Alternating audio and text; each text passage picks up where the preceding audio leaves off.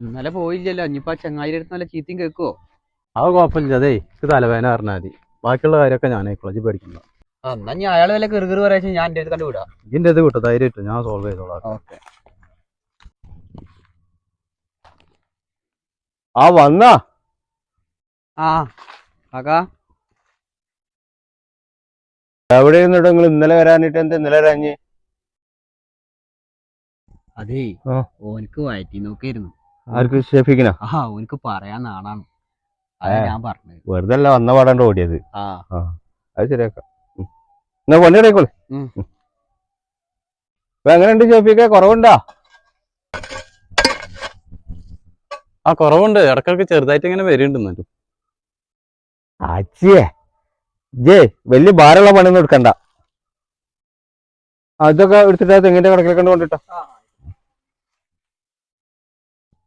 കാക്കാ ഇപ്പോഴും കുറച്ചങ്ങനെ വരുന്നുണ്ട്. പരട്ടാൻ എന്തെങ്കിലും മരുന്നുണ്ടോ? ഇതിനൊക്കെ എവിടെ മരുന്ന് പറ്റാനാ?